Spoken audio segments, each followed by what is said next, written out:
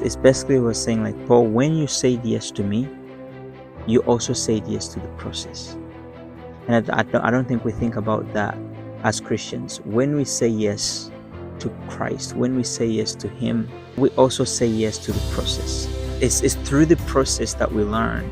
It's through the process that we get to grow. It's like a lot of us Christians, we want the testimony, but we don't want the test. And there is no such a thing. If you want the testimony, you have to be willing to go through the test. Like we miss out. We want the promise, but we don't really want the process. Christian life, mainly for us who are trying to walk very closely with the Lord, we have to be willing to go through the process. And we might not understand everything about what's going to come, everything about the process, but if we really walk with the Lord and we get to know Him enough, like we can know that He can be trusted even through the process. Like look at all the people in the Bible. Look at Joseph, and what he had to go through. Look at Paul, look at Moses, look at David, look at Jesus, right? The things that he had to endure, things like you don't get to skip the process. Like I love you too much to make you skip the process. It's through the process that we learn. It's through the process that we grow. It's through the process that we, like the Bible says, Jesus learned obedience through the things that He suffered, right? So who are we if the Son of God suffered through things and He learned through that, He learned obedience, right? Through the things that He suffered. Who are we to not be willing to go through the process? And also not just that, but there is lives connected to you making through this process. Like when you make it through the process, when you make it through this season, there is lives on the other end that you're going to meet. There is people you're going to meet, and like their lives are connected to this. They're gonna hear your testimony, they're gonna hear what you've been through, and they're gonna be encouraged, and a lot of them are gonna come to Christ. But you have to be willing to go through what you're going through. Like I've gotten to grow so much. I've gotten to learn trusting God. You learn to trust Him. You learn to know who God really is. You like when He takes away all the things, when He takes away all the distractions, when He takes away except this little bird making all this noise, but when He takes away all the distractions, when He takes away sometimes even the people, like you finally come, like you become, it's now just you and Him. And when it's you and Him, you get to learn the things He wants you to learn, so that He can be able to take you to another level. So that spiritual growth happens through, most of the spiritual growth that we get, it happens through obscurity. It's those moments of just testing and pain that we get to grow, so that one day we can stand and say, I sought the Lord and He heard and He answered, right?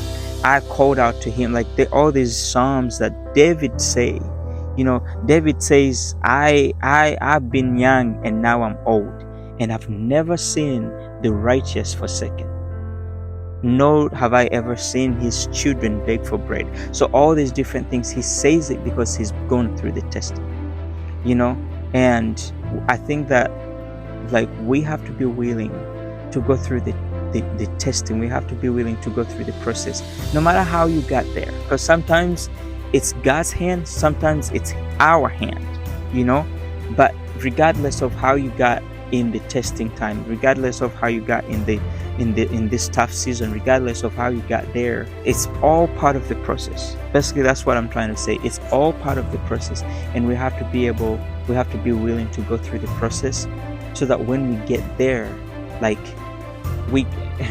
there's a verse that He gave me. It's like when you get there and you build, it's from Deuteronomy, chapter 8. It says when you get there, when you get through, when you get to build the houses, when you get to build, to have all the children and the livestock and everything, like the wealth, I don't want your heart to be far away from me. So we go through the process so that our heart can be connected to His heart, so that and again, it's all about the kingdom. It's all connected to the kingdom. He has kingdom in mind. He has it's all like His kingdom minded. He has kingdom in mind, and that's all the stuff He's been teaching. It's connected. It's all part of the process. And you're going to have to go through the process, because on the other end, there is also reward. There is also like the crown.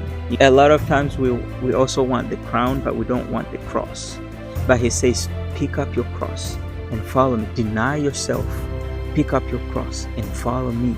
And it's through all that, like on the other end of the tunnel, there is joy, there is peace, there is a crown that awaits.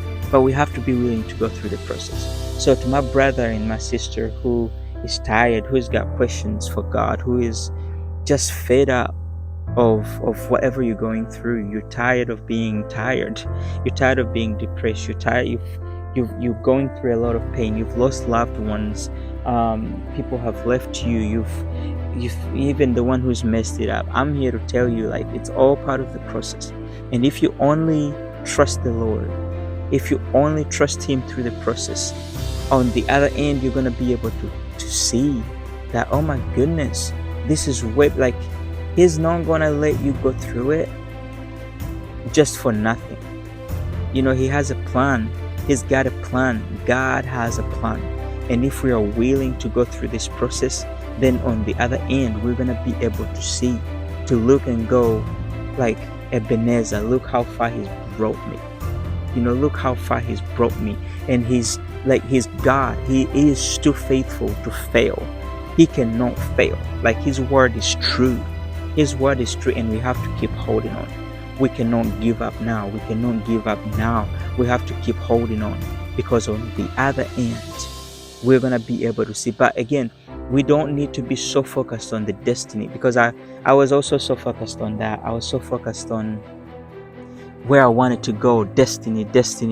And it's like, okay, the destiny is good, because sometimes out of like God's goodness and mercy, he will show us where he wants to take us. He will give us prophetic dreams and give us, which he's given me a lot of these things. This is how I know he's getting ready to send me somewhere. And it's a whole process. But sometimes the reward is in the process, and we learn obedience, and we learn trust, how to trust him, and we learn humility. Like, that's one of the things that I've gotten to learn so much. Like, through obscurity really teaches you humility, so that one day when you're a prince, Joseph, when you're next, literally the next in command to the king, one day when you're there, you will not go, oh, I made it because of my own doing. No. And that's another thing, because I asked the Lord, like, Lord, did it have to be this bad? Like, did I have to be this exposed and everything? And it basically was like, and I wrote this down too, and it basically was like, your reputation had to get out of the way. What you thought that you had, like the good that you thought you had done all through this, I've been a good follower of Christ, I've had this reputation, I've had the good record, I've not done anything wrong. Like, it had to get out of the way, so that on the other end it wouldn't look like I was good, so that it wouldn't look like, oh, I was the man, I got myself here. Like, it had to be the worst of the worst, so that one day on the other end I could look and go, it was all him. It was all him. Like, he took away things, he took away people, so that I couldn't even credit that to people. Like, he made it so clear, like, he was gonna get all the glory, and none for me, none for the people, none.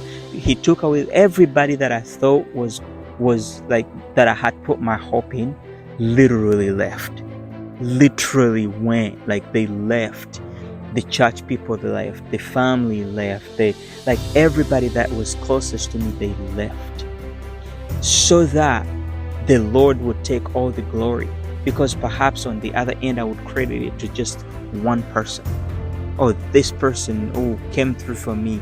Oh, this thing came, like, he took all that away, so that it could be just me and him, so that he could have my attention and I could have his attention, and we could have the relationship that we have today.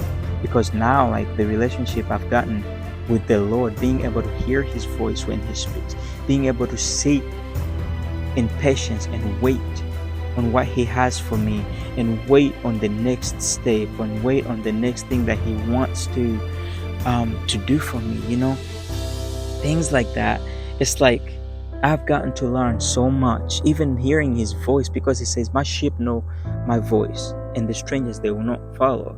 But I found myself following the stranger's voice, and he was like, no, no, no, no, we can't be doing that, because the gift, the calling on your life, now I know the calling on my life, like he cannot let me follow the stranger's voice, which I did that, and it led me down a wrong path, and now I can sit in humility. Now I can sit in patience and wait on the Lord, because I know what happened when I didn't wait on the Lord. And sometimes he will let that happen. Sometimes he will let you make the wrong choice so that you can know how that feels, because sometimes we want the car, you want the marriage, you want the relationship, you want the money, and in his grace and mercy, just him saying no to you will not be enough. So he will let you have it so that you can experience all that, and it will let you lead you the wrong path so that he could go, now I can have you back, because now you're not going to be chasing all that. You've been there, you've done that. Now let's come back. Again, it's all part of the process. And I've gone through all that to where now I'm like, Lord, your will, your way, your time, everything, all sold out, all in, because the world has nothing else to offer me now. So basically, like, all I wanted to say to you today is, it's all part of the process.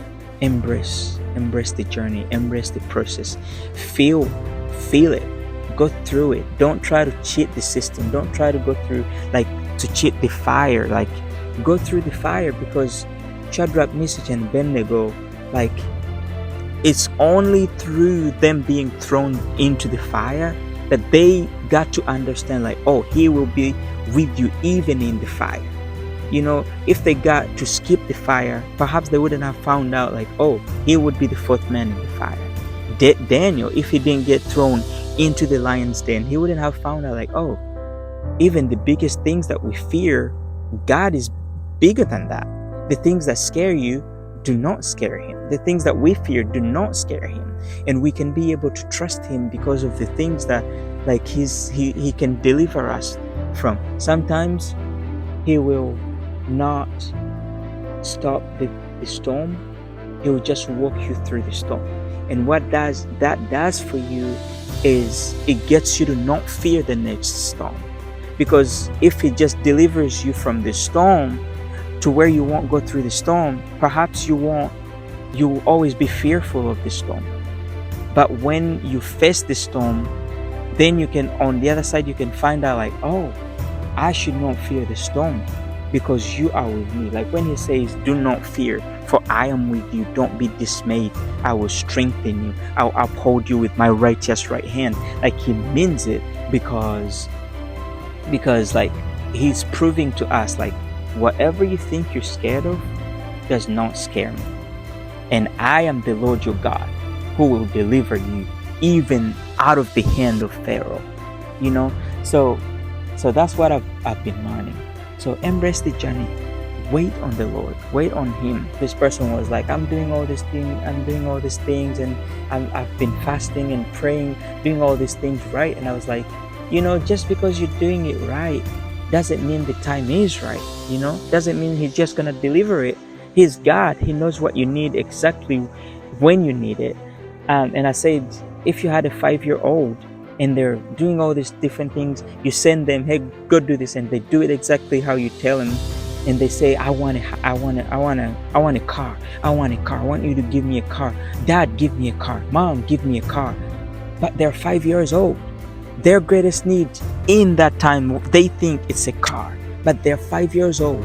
But because you know better, you know what they don't know, that the thing that they're dying to have, they're just not ready for it. So it's not that it's not a no, it's just a not yet. It's not a no. He's not saying no. You're not telling your 5-year-old no, you can't have a car. You're not just telling them that. You're saying it's not yet. Not yet. And sometimes that's what God is saying. He's saying, not yet, not yet. And because you don't know what He knows, you latch out and get mad and get angry, and you start asking all these questions. And it's like, if you knew what I knew, you would sit down and wait. Because like Ecclesiastes says, everything is good in its own time. Let me also say this: the people that have left, the heartbreaks that you've had, the breakups that you've gone through, the losses that all that stuff, like, the Lord hears conversations. He saw things that you didn't see, and He heard conversations that you couldn't hear. So He made moves that you couldn't make. He made moves for you, for your good, because the Bible says all things work out for the good of those who love God and who are called according to His purpose. He's called you. He has a purpose for you. So all things have to work out for your good, but you have to go through the process. So let's go through the process. I am going to go through the process because I trust the one who's writing my story. So let's trust Him. And again, it always gets better.